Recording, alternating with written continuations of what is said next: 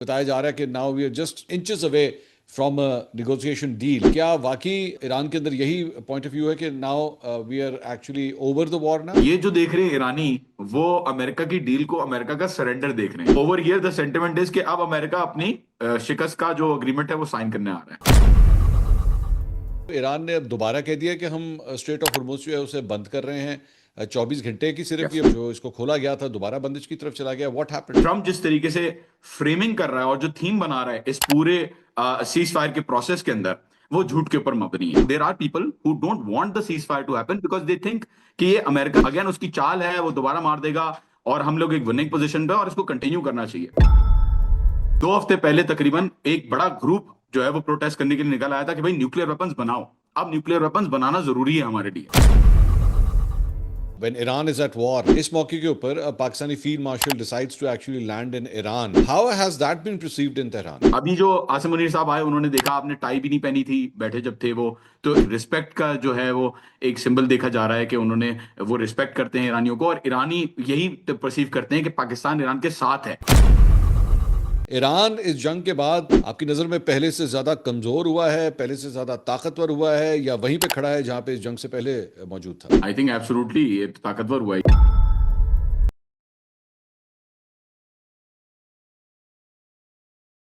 अस्सलाम वालेकुम नाज़रीन, मैं हूं मंसूर अली खान। अपने डेली चैनल के ऊपर आपको खुश आमदीद कहेंगे। नाज़रीन, आप जानते हैं अमेरिका और ईरान के दरमियान जो जंग और उसके बाद जंग बंदी और उसके बाद अब मुआहदे की जो बातें हो रही हैं, इस दौरान हमने इस जंग को बड़ा एक्सटेंसिवली हमने इसको कवर किया पिछले चंद हफ्तों के अंदर, और अब ये उम्मीद की जा रही है कि अल्लाह करे अब ये तकरीबन अपने अख्ताम पे पहुंच रही है और पाकिस्तान जो है एक मरकज़ी किरदार अदा कर रहा है इस सारे मामले के अंदर। ईरान के अंदर क्या इस वक्त सिचुएशन है? क्या ईरान अपने आप को समझता है कि उसने ये जंग जीती है, ये जंग हारी है? क्या ये जंग बराबरी स्टेलमेट के ऊपर ख़त्म हो रही है? इसी हवाले से बात करने के लिए आज एक दफ़ा फिर हमने एक ईरानी जर्नलिस्ट जो तेहरान में मौजूद हैं, जॉन हुसैन साहब, उन्हें हमने दावत दी। हम पहले भी उनके साथ इंटरव्यूज़ कर चुके हैं, आज एक दफ़ा फिर हमारे साथ मौजूद हैं। अस्सलाम वालेकुम जॉन।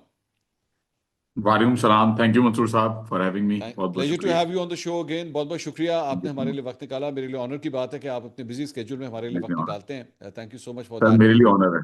नहीं, मेरे थैंक लिए यू। ऑनर है, थैंक यू। अब जॉन, सबसे पहले तो ये बताइएगा कि इस वक्त ईरान के अंदर क्या मूड है? बिकॉज अभी अभी फील्ड मार्शल आसिम मुनीर भी वहाँ से होके आए, तेहरान से होके आए, और उसके बाद अब जो है वो बताया जा रहा है कि now we are just I mean inches away from a negotiation deal. तो क्या सिचुएशन है? क्या वाकई ईरान के अंदर यही पॉइंट ऑफ व्यू है कि now we are actually over the war now? देखें, overall there is a positive environment obviously, क्योंकि जब ये पहली दफा सुप्रीम नेशनल सिक्योरिटी काउंसिल ने बयान दिया था ऑफ द सीज फायर, तो उसी वक्त उसको बयान के अंदर भी ये चीज लिखी गई और उसी वक्त ईरानी अवाम के अंदर ये सेंटिमेंट पैदा हुआ कि ठीक है, अमेरिका हैज सरेंडर्ड। तो ये जो देख रहे हैं ईरानी, वो अमेरिका की डील को अमेरिका का सरेंडर देख रहे हैं। अच्छा। And there are reasons for that of course, क्योंकि जाहिर है वो कहते हैं कि स्ट्रेटेजिक ऑब्जेक्टिव्स जितने भी थे वो यूएस के कोई भी पूरे नहीं हुआ, और ईरान का इनफैक्ट जो स्ट्रेटेजिक ऑब्जेक्टिव जो चीज नहीं भी थी हॉर्मोज, वो उनके पास जो है वो आ गया। तो I think over here the sentiment is कि अब अमेरिका अपनी शिकस्त का जो अग्रीमेंट है वो साइन करने आ रहा है। ये अवामी सेंटिमेंट है। ऑफिशियल्स के लेवल पे जो चीज नजर आती है वो कॉशन भी नजर आता है, और साथ ही साथ एक उम्मीद भी नजर आती है। उम्मीद इस चीज की नजर आती है कि अब अमेरिका, क्योंकि ऑफिशियल्स की नजर में भी लड़ाई करने के लिए दोबारा नहीं आएगा, उसको एक फेस सेविंग मिल रही थी, वो फेस सेविंग उसको मिल चुकी है। ठीक। और खतरा इस सेंस में कि मिडिल ईस्ट के अंदर जो मूवमेंट हो रही है, जो 82nd airborne paratroopers elite delta के जो फाइटर्स हैं वो जो आ रहे हैं, 72nd रेंजर रेजिमेंट जो आ रही है, जो मिलिट्री रीइंफोर्समेंट्स हो रही हैं, तो उससे खतरा ये महसूस हो रहा है कि कहीं दोबारा अमेरिका बड़ा अटैक प्लान ना कर रहा हो। But at the same time it is a good, जो पीस प्रोसेस है उसको एक अच्छी तरीके से देखा जा रहा है, पॉजिटिवली देखा जा रहा है। और ऑब्वियसली उसके अंदर पाकिस्तान का रोल तो आपके सामने है, मुझे तो बोलने की जरूरत भी नहीं है कि जी। किस तरीके से ऑफिशियल्स ने यहाँ पे अप्रिशिएट किया और किस तरीके से हिस्टोरिकली ये हिस्ट्री में जो है पाकिस्तान का नाम लिखा जाएगा इस चीज में। And I think overall positive है। But at the same time जो इश्यूज हैं, फॉर एग्जांपल जैसे कि लेबनान की सीज फायर है, वो अभी तक कितनी फ्रैजाइल है, क्योंकि कल रात को दोबारा साउथ लेबनान के अंदर दोबारा जो है अटैक्स महसूस किए गए। And eight the same time जो नेवल ब्लॉकेड, वो जो फिक्शनल ब्लॉकेड एक बनाया हुआ है डोनाल्ड ट्रंप ने स्ट्रेट ऑफ हॉर्मोज के बाहर अरेबियन सी के अंदर, जो ओमान का जो इलाका है उसके अंदर, और जो जो आगे इंडस का इलाका है उसके Why अंदर, do you, वहां John? पे देखा। Why are you calling this fictional? अब क्या ऑन ग्राउंड सिचुएशन क्या है? 9 मिलियन बैरल तेल ईरान का कल तक, जब मैंने इंफॉर्मेशन ली थी कल सुबह तक, 9 मिलियन बैरल तेल गुजर चुका है ईरान का। और ईरान के जो टैंकर्स हैं और जो कार्गो वेसल्स हैं, वो वहां से बहुत मजे से गुजर रहे हैं। साथ ही लेकिन साथ ईरान के पार्लियामेंट मेंबर ने बयान दिया, ये मैं आपको बयान फॉरवर्ड कर देता हूं अभी। उन्होंने कहा है कि chief field marshal Asim Munir साहब जो आए ईरान, उन्होंने बताया ईरानियों को कि ये जो ब्लॉकेड है ये ट्रंप अपनी आवाम को दिखाने के लिए कर रहा है, और इसके अच्छा, अंदर आप लोगों को कोई कुछ नहीं करेगा, कुछ भी नहीं होगा। So I am just going to send you both of the things, वो हम शेयर कर देते हैं ताकि यहाँ इसके पे। ऊपर।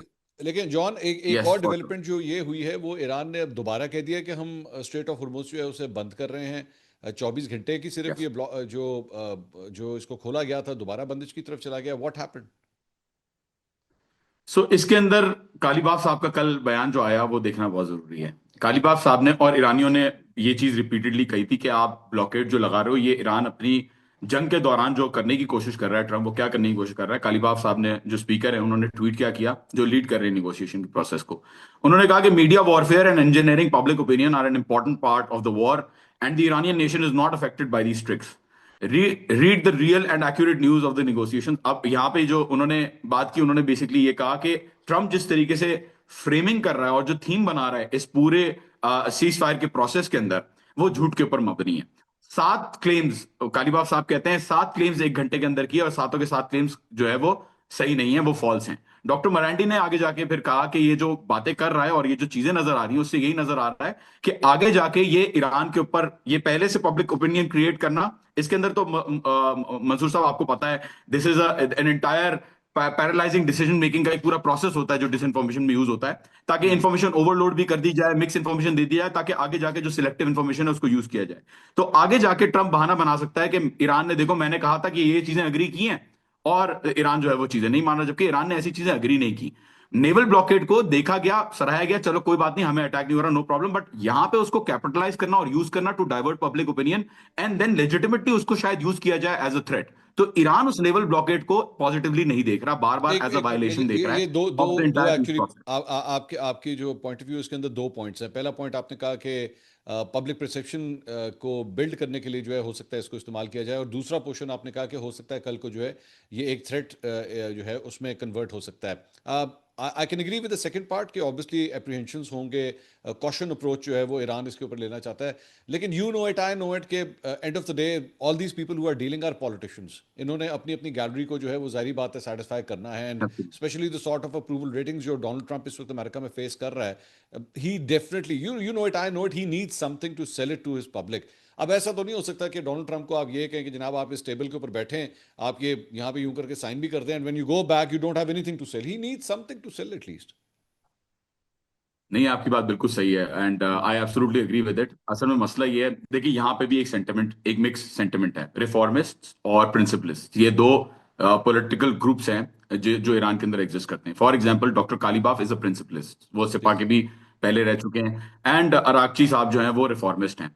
तो हम्म। एक थोड़ा सा हमें अंदर यहाँ के जो पॉलिटिशियंस के इंटरनल इश्यूज हैं, रिफॉर्मिस्ट जो हैं वो चीजों को अब्जॉर्ब करते हैं, वो चीजों को डिप्लोमेटिकली टच देते हैं। कंजर्वेटिव्स जो होते हैं वो जरा वो हमें नजर आते हैं प्रिंसिपलिस्ट की शक्ल में, जो कि जरा हार्ड लाइनर होते हैं। तो देखिए यहाँ पे ईरान ने जो फैसला किया, ये बड़ा मुश्किल से सारे स्टेक होल्डर्स को टेबल पे लेके आए हैं सब लोग, क्योंकि आपने देखा सिपा ने भी अभी तक सीज फायर वायलेट नहीं किया है बावजूद ब्लॉकेड के, क्योंकि सिपा का तो कहना ये था कि आएंगे और हम इनको जो है वो अटैक करना शुरू कर देंगे। बट फॉर्चुनेटली अभी तक ईरान ने भी इस चीज को होल्ड किया हुआ, सीज फायर को होल्ड किया हुआ, लेकिन अपनी आवाम को भी समझाने के लिए, क्योंकि मंसूर साहब, I be very honest, there is a group of people, a large group of people जो कि नहीं चाहते, जिनको नहीं करनी सीज फायर। मैं आपको बिल्कुल ऑनेस्टली बता रहा हूं, इन क्योंकि ईरान। मैं यहाँ पे बैठा हूं तो बायस, यस यस, मैं बायस नहीं हूंगा। There are people who don't want the ceasefire to happen, because they think कि ये अमेरिका सिर्फ चाल, अगेन उसकी चाल है, वो दोबारा मार देगा और हम लोग एक विनिंग पोजीशन पे, और इसको कंटिन्यू करना चाहिए। तो इवन रजाई साहब जो डेप्यूटी चीफ हैं सुप्रीम नेशनल सिक्योरिटी काउंसिल के,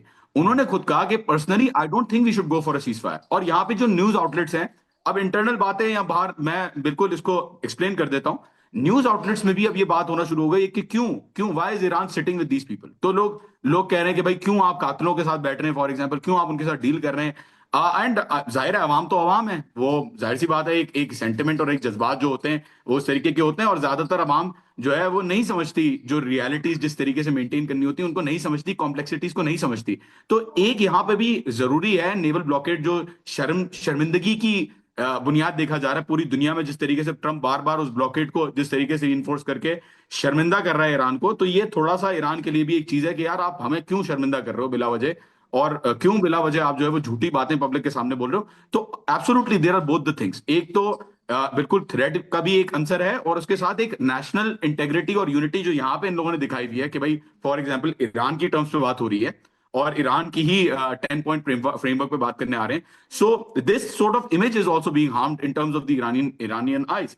तो तो फिर ये जो इसका है वो इसका इसका इसका बेसिकली मतलब है, नहीं तो फिर इसका मतलब है, मैं इसको एक और पर्सपेक्टिव से लेता हूँ ना कि डोनाल्ड ट्रंप को जिस तरह अपने एक होम ग्रोन रेटिंग्स का मसला है, यहाँ पे ईरानियन जो मौजूदा रजीम है उसे भी इसका मसला है कि पब्लिक परसेप्शन हमारा क्या जाता है, या any sort of gains that we have actually been able to capture till now, वो कहीं हाथ से ना निकल जाए।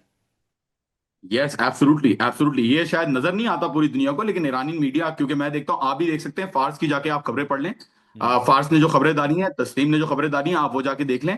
देर इज ऑब्वियसली एक अप्रिसिएशन है फॉर द इंटायर के, ठीक है गवर्नमेंट ने बड़ा अच्छा काम किया and they are going forward with this, but at the same time इनको नाइव भी कहा जा रहा है, थोड़ा सा इनको जो है वो क्रिटिसाइज भी किया जा रहा है यहाँ पे, अब जो मैं देख रहा हूँ। तो थोड़ा सा एक परसेप्शन का इशू इनको भी है, क्योंकि बहरहाल लोगों का डर है कि लोग ऑलरेडी न्यूक्लियर वेपन्स के ऊपर, आपको मैं बताऊं, 2 हफ्ते पहले तकरीबन एक बड़ा ग्रुप जो है वो प्रोटेस्ट करने के लिए निकल आया था कि भाई न्यूक्लियर वेपन्स बनाओ, अब न्यूक्लियर वेपन्स बनाना जरूरी है हमारे लिए, एंड दिस अच्छा। This sort of pressure this sort of pressure has started to come about in in Iran as well. तो अच्छा। बिल्कुल यहाँ पे भी सेंटिमेंट जो है वो चल रहा है, एंड आई थिंक यहाँ पे उसको कंट्रोल करने के लिए किसी तरीके से ट्रम्प की जो ट्वीट्स जो वो डालता रहता है बार बार, और कॉन्ट्रडिक्टरी कॉन्फ्लिक्टिव ट्वीट्स डालता रहता है, उसको जो है वो थोड़ा सा एक नेगेटिव जुमरे में देखा जा रहा है, जबकि पूरी दुनिया को पता है कि ट्रम्प जो है वो इस तरीके की चीजें करते हैं और इस तरीके से वो चेंज करने की कोशिश करते हैं। इस वक्त जो भी सिचुएशन है, I mean obviously right now we are in a ceasefire, पता नहीं 21 अप्रैल तक, ऑब्वियसली जब तक ये टाइम है we don't know what happens till that time, but अब अगर आप ईरानी अवाम से इस वक्त गुफ्तगू करें, एंड इस वक्त एक तो वो जो एक जिंगोइज्म होता है ना, जाहिर बात है मुल्कों के अंदर, मैं उसको ज़रा निकाल के प्रैक्टिकली मैं ऑन ग्राउंड सिचुएशन की मैं बात करूंगा। ईरान ने सारी चीज़ के दौरान, जहाँ पे ठीक है एक सेंटिमेंट है कि हम ये जंग जीत गए, या हम हमारे यहाँ नहीं सब कुछ हुआ, लेकिन बहुत सी चीज़ों का नुकसान भी हुआ है। बड़ी शदीद किस्म की बमबारी तेहरान ने फेस की है, ईरान के मुख्तलिफ शहरों ने फेस की है। बहुत सी टॉप लीडरशिप जो है, even though they got replace by the passage of time, लेकिन उन्होंने भी बड़ी शदीद जो है वो नुकसानात का सामना किया है। I mean even Tehran airport की अगर हम बात करें, या फिर हम यूनिवर्सिटीज़ की बात करें, हर जगह टारगेट किया गया। जहाँ पे आपने एक पर्टिकुलर ग्रुप की आपने बात की, इज देयर अ मेजॉरिटी और minority of people who also think के भाई बहुत हमने जो है वो बमबारी सह ली, बहुत कत्ल व गारत जो है वो देख ली, अब ये जंग जो है वो वाकई बंद होनी चाहिए, या फिर इसके ऑपोजिट है, जिस तरह आपने चंद लोगों के बारे में कहा कि नहीं वी आर एट इट, हमें मोमेंटम हमारे पास है, just keep on going with it. देखिए absolutely there there there might, मेरी बात ने, मैंने बात से किसी भी जिससे बात की तो उससे ये चीज सामने नजर नहीं है, लेकिन आई अंडरस्टैंड कि ऐसा जरूर ग्रुप होगा जो बिल्कुल कहता होगा कि इस बमबारी की वजह से हमें जंग रोकनी चाहिए। I think there is a group, and I think there is still opposition in Iran, जो कि बहुत ही माइनॉरिटी में चली गई है, अब माइनॉरिटी में, but they it still exist. वो लोग अब नजर नहीं आ रहे, क्योंकि ओवरवेलमिंग नेशनल यूनिटी का रिस्पॉन्स जो है वो सामने आया है। रोज रात को लोग, मैं अपने यूट्यूब के चैनल पे भी दिखाता रहता हूँ, फेसबुक पे भी दिखाता रहता हूँ कि रोज रात को किस तरीके से लोग बाहर होते हैं, सुबह 4 बजे तक बाहर होते हैं डिस्पाइट द सीज फायर। तो बिल्कुल there is a group I think जो कहता है कि बमबारी इतनी हुई है और हम लोगों को किसी भी तरीके से इस जंग को बंद करना चाहिए। Absolutely there is no doubt about it. लेकिन प्रॉब्लम ये आती है मंसूर साहब के, क्योंकि यहाँ पे सुप्रीम लीडर जो आयतुल्लाह खामनाई है उनको शहीद किया, और क्योंकि यहाँ पे जंग दोबारा बातचीत के बावजूद, अब आयतुल्लाह खामनाई के सेंटिमेंट्स आप हटा भी दें, तो बातचीत के बावजूद जो जंग की, और उससे पहले जो 47 ईयर्स की कहानी रही है सैंक्शंस की, तो there is heavy anti American sentiment, एक बहुत ही खतरनाक एंटी अमेरिकन सेंटिमेंट ईरान के पूरे सोशल फैब्रिक के अंदर पाया जाता है। और ये मेजोरिटी में, this is something that I can say with confidence, and this is something that I can show you videos of, and this is something that is provable bye objective analysis. अगर आप करें कि 9 दिन के अंदर जब supreme leader नहीं थे, कोई रिजीम चेंज नहीं हुआ, कोई प्रोटेस्टर्स जैसे पहले बार आए थे, लोग कहते हैं गोलियां चल रही हैं इसलिए बाहर नहीं आ रहे, भाई गोलियां तो पहले भी चल रही थी, लोग पहले भी बाहर आ रहे थे। तो अगर अब आप कह रहे हो गोलियां चल रही है तो बाहर नहीं आ रहे, तो दैट डजंट मेक सेंस, क्योंकि ट्रंप ने तो पहले खुद भी कह दिया कि हम हथियार भेज रहे थे कुर्दों के थ्रू, और वो उन्होंने रख लिए, जो भी है बहरहाल। तो एक मेजोरिटी का सेंटिमेंट जो नजर नहीं आता, क्योंकि ईरानियन सोशल मीडिया यूज नहीं करते, एक एक एंटी वेस्टर्न सेंटिमेंट ऑलरेडी है। जो young generation social media use करती है थोड़ा बहुत, वो भी इंस्टाग्राम यूज करती है। एक्स के ऊपर जो लोग नजर आते हैं वो डायस्पोरा के लोग नजर आते हैं। तो the overwhelming sentiment is the fact कि Iran has won the war. Either it has won the war, या फिर ईरान को कॉशियसली आगे चलना चाहिए, पीस टॉक्स करनी चाहिए और कॉशियसली आगे बढ़ना चाहिए, क्योंकि अटैक का खतरा भी बहरहाल रहता है। तो ये sentiment I would say majority में है, माइनॉरिटी में एग्जिस्ट कर सकता है एब्सोल्युटली। इट मस्ट एग्जिस्ट, कि ये जो बात आपने की, इट मस्ट एग्जिस्ट, क्योंकि डैमेज तो बहरहाल हुआ है, जबकि उसको रिप्लेस कर दिया बहुत जल्दी काफी चीजों को, बट डैमेज हुआ है, that is for sure. John लेकिन जी, जॉन व्हेन यू से ईरान ये जंग जीत चुका है, लेकिन हर जंग के बाद ऑब्वियसली, चाहे इवन जीते भी जंगें क्यों ना हो, उन ममालिक के ऊपर उसके उसके असरात होते हैं। जाहिर, आप वैसे भी दो आदमी अगर लड़ाई करें, हो सकता है उसमें से एक दूसरे को मार मार ले, सब कुछ कर ले, कुट ले, लेकिन बाद में ऑब्वियसली वो खुद भी थक जाता है, कुछ चोटें उसको भी आती हैं, सब कुछ होता है। ईरान इस जंग के बाद आपकी नज़र में पहले से ज़्यादा कमज़ोर हुआ है, पहले से ज़्यादा ताकतवर हुआ है, या वहीं पे खड़ा है जहाँ पे इस जंग से पहले मौजूद था? आई थिंक एब्सोल्युटली ये तो ताकतवर हुआ है। ये मैं सिर्फ नहीं कह रहा, ये तो न्यूयॉर्क टाइम्स ने अपना जो आर्टिकल दिखाया, उन्होंने कहा कि Iran is becoming the fourth super power of the world. और दूसरे अगर इकोनॉमिस्ट के आर्टिकल्स देखें, दूसरी उनकी अपनी असेसमेंट देख लें उनकी आवाम की, तो पूरी दुनिया कह रही है कि यूनाइटेड स्टेट्स ये जंग हार चुका है, सिवाय ट्रम्प के और उसकी कैबिनेट के। एंड आई थिंक अभी मैक्स ब्लूमेंथाल के भी अगर आप कोट्स देखें, रिमार्क्स देखें, और यूएस के अपने ना सिर्फ जर्नलिस्ट मैक्स ब्लूमेंथाल जैसे, बल्कि जो डेमोक्रेट्स हैं या जो इनफैक्ट जो रिपब्लिकन्स हैं, अगर उनके भी सेंटिमेंट देखें तो इट इज क्लियर कि वो हार चुका है। देखें, जंग के एनालिसिस में, स्ट्रेटेजिक वॉरफेयर के एनालिसिस में, स्ट्रैटेजी जो आपकी ऑब्जेक्टिव्स होते हैं उसके हिसाब से एंगेज किया जाता है उसका डिसीजन।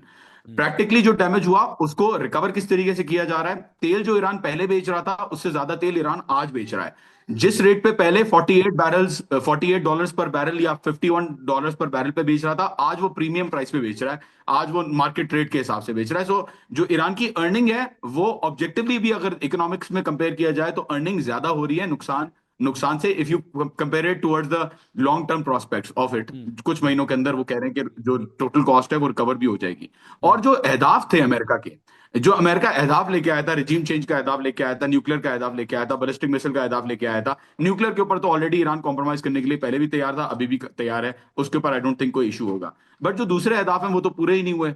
और इनफैक्ट जो कोट अनकोट रिजीम है वो तो स्ट्रांग हो गई, क्योंकि ऑपोजिशन तो नहीं नजर आ रही कोई भी। और हम्म। उसके साथ साथ ईरान के जो अहदाफ नहीं भी थे, for example straight of Hormuz पहले खुला हुआ था, ईरान का कभी भी हदफ नहीं रहा कि स्ट्रेट ऑफ हॉर्मुज को बंद किया जाए। वो जो स्ट्रेटेजिक एडवांटेज है वो ईरान को एक प्लस में मिला, जो उसका कभी भी एडवांटेज नहीं था, वो तो सिर्फ डिफेंड करने के लिए बैठे हुए थे। तो हम्म। आई थिंक इसके अंदर, इस एनालिसिस के अंदर मेरी नजर में ऑब्जेक्टिवली भी अगर देखें, तो सेंटिमेंट्स को भी साइड पे रख दें, तो ऑब्जेक्टिवली फैक्ट्स ऑन ग्राउंड ये दिखाते हैं कि ईरान इस जंग को जीत चुका है। अमेरिका की ना सिर्फ क्रेडिबिलिटी खराब हुई है, सिक्योरिटी एश्योरेंसेस खराब हुई हैं, बल्कि मटेरियल लॉसेस भी हुए हैं, देखिए इकोनॉमी को भी नुकसान जॉन, पहुंचा है। लेकिन इस सारी यस। चीज़ के अंदर एक और जो सवाल उठ रहा है वो ये है कि मुश्तबा खamenei अभी तक पब्लिक डोमेन में कहीं पे नज़र नहीं आए। उनकी फेक वीडियोस एआई जनरेटर जो हैं वो चली हैं, बल्कि हमारे पाकिस्तानी एक टेलीविजन चैनल के ऊपर भी चला दी गई, लेकिन वैसे वो अभी तक कहीं पब्लिक डोमेन में नज़र नहीं आए हैं। So any word on him? देखिए, यहाँ जो मैंने बात की मुख्तलिफ लोगों से, he is alive, he is in Iran इस प्रोसेस को। And I personally think he is injured obviously, but he is making decision. इस चीज को जितना सीक्रेटिवली रखा जा रहा है, कोई भी खबर डिटेल के अंदर बाहर नहीं आ रही, क्योंकि पहले आयतुल्ला अली खामनाई के साथ जो शहादत उनकी हुई, वो जो एक्सपीरियंस रहा, किसी भी सूरत में इस प्रोसेस को जो है बहुत ज्यादा एक लीक प्रूफ तरीके से रखा जा रहा है, और इसके ऊपर कोई भी इंफॉर्मेशन नहीं आ रही। मेरे ख्याल में एक अच्छी बात है, वक्त बता देगा कि क्या है क्या नहीं है। बट अभी भी अगर मतलब देखा जाए, तो जिस तरीके से ऑफिशियल स्टेटमेंट करते हैं और रेफर करते हैं to Ayatollah Mojtaba Khamenei, clear है कि he is in Iran and he is making decisions. But let's see how when he comes out and when his video comes out. AI generated है, बिल्कुल आपने सही कहा, वो जो वीडियो आई थी वो तो एआई जनरेटेड थी। हम्म।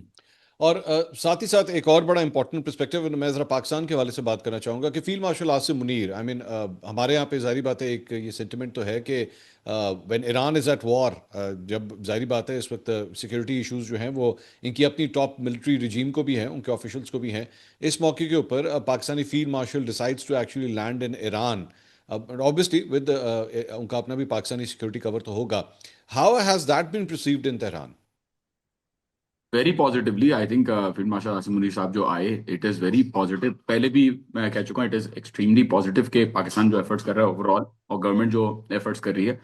सो आई थिंक बहुत पॉजिटिवली देखा गया। ना सिर्फ उन्होंने, देखिए, ना सिर्फ वो आए, बल्कि उन्होंने he came and spoke to different, मतलब उन्होंने Yeah. कालीबाफ साहब से बात की, उन्होंने अराक्ची साहब से बात की, उन्होंने प्रेसिडेंट पेजिशकियान से बात की, और साथ ही साथ उन्होंने खातिमुल अंबिया के कमांडर जो जो कोर है, मिलिट्री कोर है, उस उनके कमांडर से भी बात की। उनकी पूरी जो डेलीगेशन थी वो साथ बैठी थी उनके साथ डिस्कस करने के लिए इश्यूज को। तो एक पॉजिटिव सिग्नल देखा जा रहा है कि पाकिस्तान, और चूज भी पाकिस्तान को इसीलिए किया क्योंकि पाकिस्तान के पास एक इंडिपेंडेंस का एक फैक्टर है, एक सॉवरेंटी का फैक्टर है, जो दूसरे ममालिक के पास नहीं है। ठीक है, प्रेशर, लोग कहते हैं प्रेशर है, ऐसी कोई, देखिए, पाकिस्तान के अंदर उस तरीके का कोई प्रेशर नहीं है। FBI के जब बंदे को ये उठा के सिटी कोर्ट के अंदर हथकड़ी बांध के खड़ा कर सकते हैं, तो आई थिंक, और न्यूक्लियर पावर है, उसके अंदर कोई बेसिस नहीं है पाकिस्तान के अंदर, और पाकिस्तान का एक ओवर, एक बहुत अच्छा एक स्ट्रेटेजिक एक्ट रहा है। डिप्लोमेटिकली उन्होंने बहुत अच्छी तरीके से मनूवर किया है चीजों को। It is being viewed positively. अभी जो आसिम मुनीर साहब आए, उन्होंने देखा, आपने टाई भी नहीं पहनी थी बैठे जब थे वो, तो it is showing a symbol of एक रिस्पेक्ट का जो है वो एक सिंबल देखा जा रहा है कि उन्होंने, वो रिस्पेक्ट करते हैं ईरानियों को, और ईरानी यही परसीव करते हैं कि पाकिस्तान ईरान के साथ है। एंड इंशाल्लाह देखा भी यही जा रहा है कि पाकिस्तान ईरान के साथ ही रहेगा इंशाल्लाह। तो overwhelmingly positive I would say. और पाकिस्तान जिस पोजीशन में है, बहुत अच्छी तरीके से दोनों साइड्स की जो जो भी चीजें हैं उनको फैसिलिटेट कर सकता है, आई थिंक। मैं इसमें अगर एक प्री वॉर जो एरा है, मैं अगर उसमें जाऊं, इफ आई मतलब focus in the last 4-5 years, मैं थोड़ा सा इसको अगर ब्रॉड करूं, तो there have been hiccups as well दोनों मुल्कों के रिलेशनशिप्स के अंदर, विज विज बलोचिस्तान, विज विज इवन मतलब सीस्तान एरिया, ये इस हवाले से टेंशंस भी रही हैं दोनों मुल्कों के दरमियान। जो गैस पाइपलाइन मंसूबा है वो पाए तकमील तक नहीं पहुंच सका, जिस तरह एक्टिवेट करना चाहिए था वो नहीं हो सका। सो एक हर्डल्स का इशू रहा है दोनों मुल्कों के दरमियान।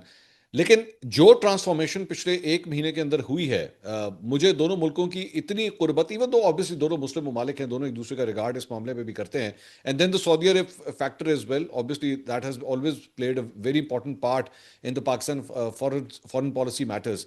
लेकिन पिछले एक महीने में ये जो कोऑर्डिनेशन हुई है, डू यू सी, बिकॉज मेरा तो पर्सपेक्टिव एक है, लेकिन डू यू सी के this is going to be a big change once all this is over between Iran and Pakistan? एक फॉरेन पॉलिसी के हवाले से दोनों मुल्कों का एक दूसरे को देखने का पर्सपेक्टिव जो है वो तब्दील हो गया है। एब्सोल्युटली मंसूर साहब, ये तो मेरे ख्याल में पहले ही हो गया था। मैं बताता हूँ कब। देखें, डॉक्टर अली लारजानी, जंग से बहुत पहले की बात है, डॉक्टर अली लारजानी ने विजिट किया Pakistan, and he spoke to the army chief, he spoke to the DGISI।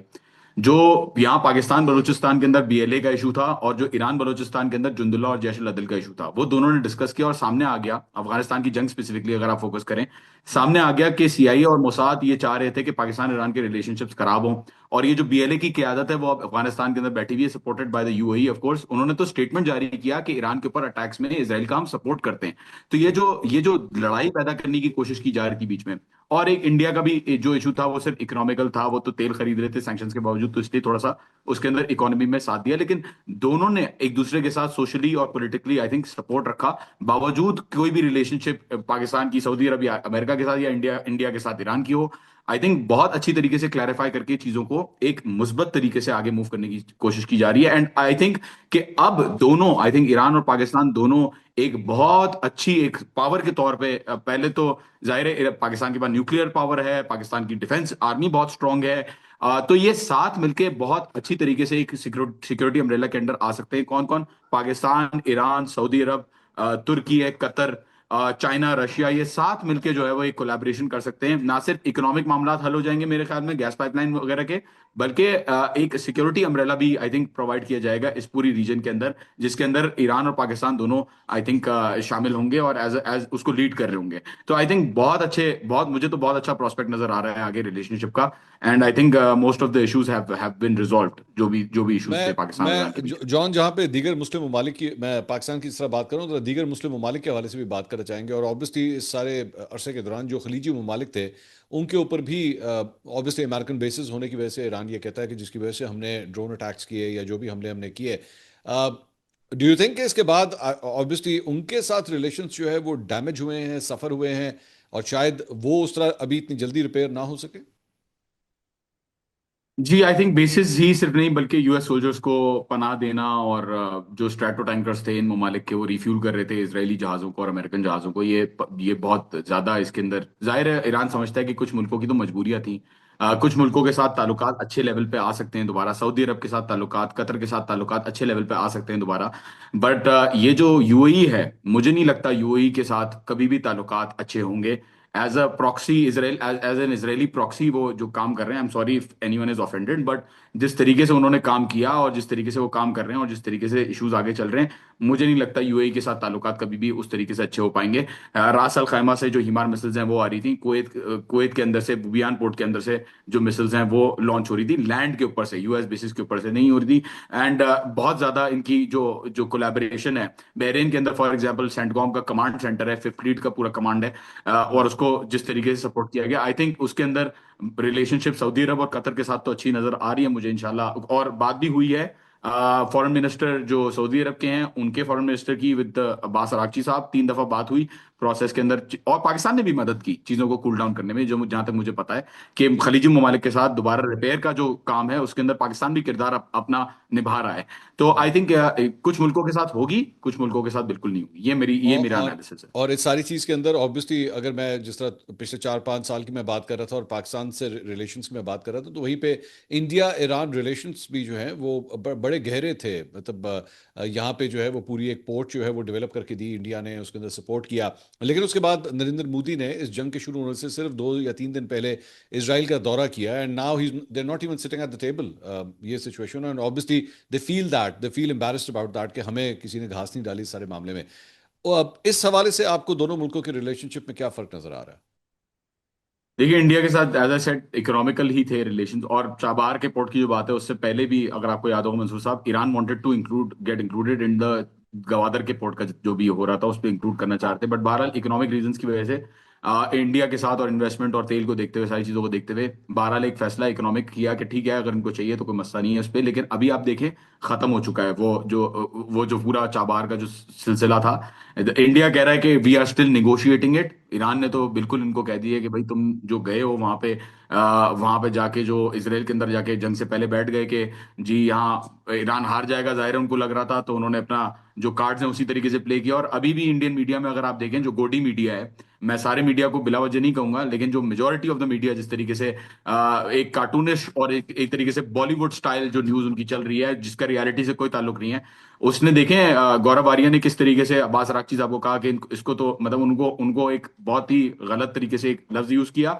और कहा कि इनको तो ऑपरेशन सिंदूर के वक्त आना चाहिए था, पहलगाम के वक्त आना चाहिए था, इंडिया का सपोर्ट करना चाहिए था, नहीं किया। हम्म। और जिस तरीके से बुराइयां कर रहे हैं, और जाहिर है पाकिस्तान उनको नजर आ रहा है कि एक एक पावर हाउस है और उनको नजर आ रहा है कि वो आइसोलेट हो रहे हैं, तो वो गुस्सा जहां भी वो ईरान के ऊपर भी निकाल सकेंगे तो ईरान के ऊपर भी निकालेंगे, क्योंकि बहरहाल एक रियलिटी बन गई है कि ईरान से अब ताल्लुकात इंडिया के बिल्कुल भी अच्छे नहीं है, ना ही अच्छे होने वाले हैं। डीना फ्रिगेट के मामले में भी कोई कंडेम नहीं किया, कोई उसके ऊपर मजामा कोई कोई बयान जारी नहीं किया, जबकि मेहमान थी वो कश्ती जो गई थी, वो मेहमान थी वहां पे। और जाहिर सी बात है आगे भी मुझे नहीं लगता कि कोई इस तरीके का कोई रिलेशनशिप होगा। हाँ, तेल खरीदना चाहता है कोई तो मोस्ट वेलकम, दुकानें तो बंद नहीं होती, इंडिया और पाकिस्तान की भी ट्रेड चलती रही काफी टाइम तक जबकि लड़ाई चलती रही, तो दुकान तो बंद नहीं होती है, तो आपको पता है मंसूर साहब। आई तो लाइक जब आई लाइक योर एग्जांपल, दुकानें बंद नहीं होती, ये अच्छी एग्जांपल दिया यस, आपने। ये हार्डकोर तो फॉरेन वो पॉलिसी है, चलेगा ये रिलेशनशिप में ऐसे भी। ही होता है, इंटरनेशनल रिलेशंस के अंदर ऐसे ही होता है कि जारी बात है ट्रेड तो चलती रहती है, उसका उससे ताल्लुक नहीं होता। जॉन, इस सारी चीज के बाद अब जारी बात है ईरानी वफ्द जो है वो तो अब एक्सपेक्टेड है कि पाकिस्तान जो है वो आएगा अगले 24 से 48 घंटे में, एक्सपेक्ट किया जा रहा है। And the second round of peace talks will start again in Islamabad, most most probably. लेकिन ऑन अ लाइटर नोट, हमारे भाई जॉन हुसैन साहब कब पाकिस्तान वापस आएंगे? उनसे कब मुलाकात होगी हमारी? सर इंशाल्लाह आए, मैं आता रहता हूँ, साल में 1-2 दफा चक्कर लगाता हूँ, ईद के मौके पे आता हूँ, वैसे अब जंग हो गई तो नहीं आ पाए, इंशाल्लाह कोशिश रहेगी। दूसरा पर्सपेक्टिव ये है कि अगर हम ईरान आना चाहे तो हम लोगों को कैसा वेलकम मिलेगा तेहरान के अंदर, या सर आप हमें मैं सैर करवाएंगे आप? नहीं नहीं, मैं बाकायदा बात कर रहा हूँ, फॉरेन मिनिस्ट्री के साथ मेरी बात हुई है, मैं बात कर रहा हूँ, एक पूरी लिस्ट बन रही है सारे लोगों की जिन्होंने इतना सपोर्ट किया, और उसमें आप भी शामिल हैं मंसूर साहब, सो अच्छा। वी विल इनवाइट यू इंशाल्लाह, यस उसमें आप भी शामिल हैं, वी विल इनवाइट यू, जैसे ही जंग खत्म होती है इंशाल्लाह आपको इनवाइट करेंगे, कोशिश करेंगे कि ये चीज रियलिटी तक पहुंचे और आपको इनवाइट करेंगे, आपको पूरा ईरान घुमाऊंगा, Even if you don't want to come officially, you can come unofficially with your family. I will host you in my house. आपको घुमाऊंगा फिराऊंगा, हर जगह लेके जाऊंगा. So it's on me, इंशाल्लाह. जब भी आप आएंगे, it will be my honor to host you. नहीं, आपका बहुत बहुत शुक्रिया जॉन। और मैं जाते जाते एक बात भी बल्कि आपके साथ शेयर करूंगा कि मेरे ऑलरेडी एक फैमिली मेंबर जो हैं वो ईरान के अंदर ही दफन है। तो और मैं आज तक कभी ओह अच्छा. उनकी कब्र पे नहीं जा सका। तो मैं डेफिनेटली जब आप विजिट करूंगा तो मैं डेफिनेटली उनकी कब्र के ऊपर भी मैं जाना चाहूंगा। मैं थैंक यू सो लेके मच जाऊंगा जॉन। आपको इंशाल्लाह. Thank you John, thank you thank you so so much. Much for your time thank and good to have you again. और अल्लाह करे कि अब ये अमन थैंक जो है वो कायम हो और ईरान जो है वो दोबारा तरक्की की मनाजिल जो है वो तय करता रहे। Best wishes from Pakistan and best wishes from the people of Pakistan through this channel. Thank you so much for joining us. बहुत शुक्रिया। You so much. Thank you. Thank you. अल्लाह हाफिज. खुदा हाफिज।